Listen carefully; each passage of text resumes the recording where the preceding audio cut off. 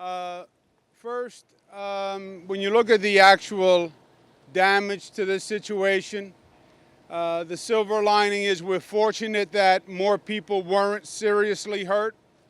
The damage to the train cars is extensive, and we have had a number of injuries, but frankly that we didn't lose any life is something to be thankful for.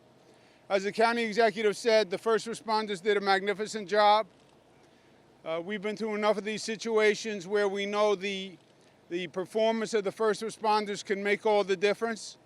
This is a difficult area to get to. You have that hill that you have to go up.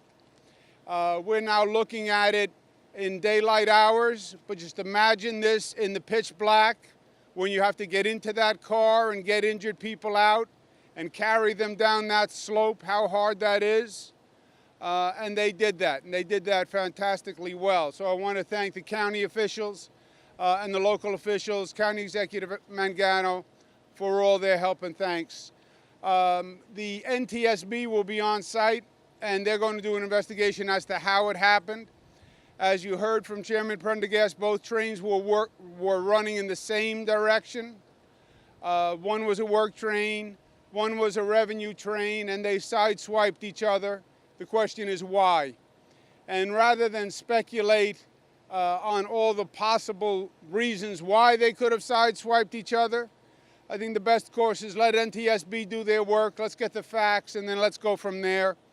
Once we have the facts from NTSB, anything that the Long Island Railroad can learn from the incident, we will learn. I want to thank Anthony Simon for being here, who represents the Long Island Railroad workers and our federal colleagues.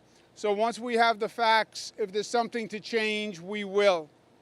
The order of business for this afternoon is going to be getting the trains out of the way and getting the tracks back in service as soon as possible. Tomorrow, luckily, is a holiday, Columbus Day, so the traffic should be somewhat lighter. But ideally, we would have both tracks up and running. At a minimum, we want to have one track up and running. We have ordered out additional state resources to work with the MTA to do everything we can to expedite the tracks being back in service.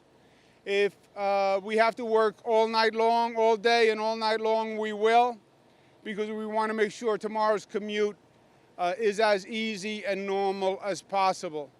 And again, I want to thank all our colleagues who were so helpful in both the response and the federal colleagues who will now take over the investigation. With that, I'll turn it over back to the chairman. Any on-topic questions will be our pleasure to answer.